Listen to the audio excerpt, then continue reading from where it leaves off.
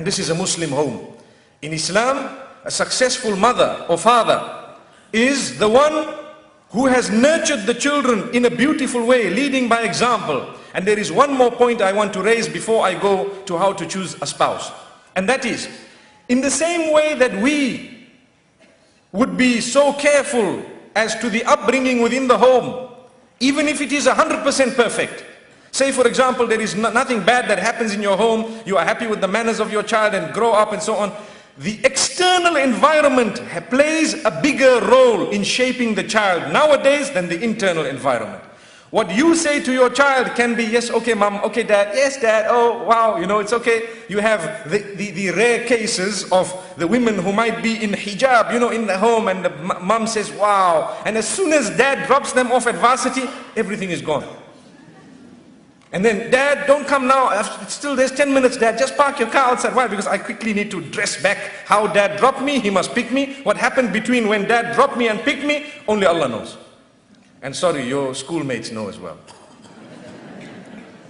That is hypocrisy. So, in order to solve that, we need to know Islam tells us to guide our children as to the type of friends they should be having, with responsibility. Sometimes we're too busy at work. Oh dad, you know what?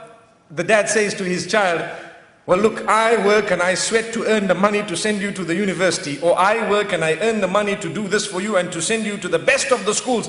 But dad, you don't even spend 1 minute with me through the day because you don't even have time for mom. Where are you going to have time for us? We're guilty of that.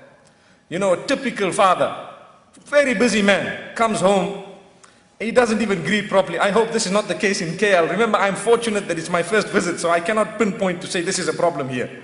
But I can tell you that it's a problem elsewhere, where typical dad comes back home and you know, he puts his bag, that's if he has one. Nowadays you just need a phone to move around with.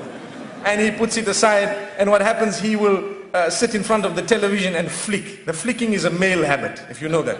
You flick, the news is there, you're not satisfied with it, you flick again. You know, is it because there was no female, you know, saying the news, or is it because you really are interested in the news? It happens sometimes. These type of things, flicking, and they're asking you, would you like to eat? Oh dad, welcome home, and so on, and you're just looking at the screen. You know, we would have loved it if there were little cameras where we could appear on the screen to attract dad's attention. Hello dad.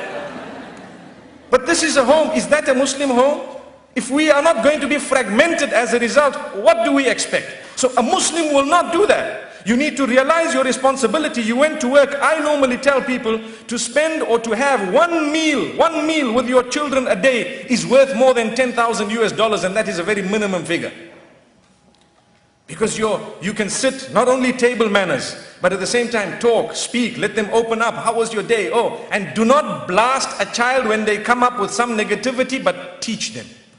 Because if the child says, dad, today I met a few people, you know what? They're gay. I don't know why I'm raising this issue every time, but anyway, it's a problem of the age.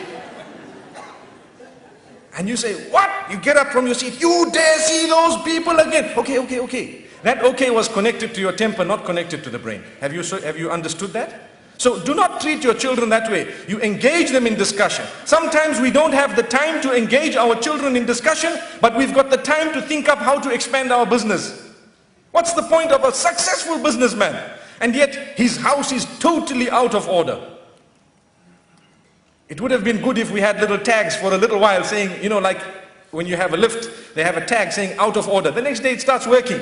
If families were like that, it would have been okay. Put a tag for a few days saying out of order, we're fixing it. But it does not work that way. You need to maintain it constantly. Constantly it needs to operate.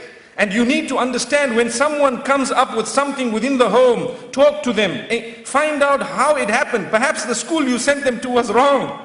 Perhaps the environment you allowed them to dive into, you did not advise them before they went into the ocean to say, you know what, you were a big fish in this little pond, now you are going to go into the ocean, you are just one of the little fish in that big ocean. Be careful that a whale doesn't come, or you might be living in the belly of the whale thinking you are in another pool here. It can happen.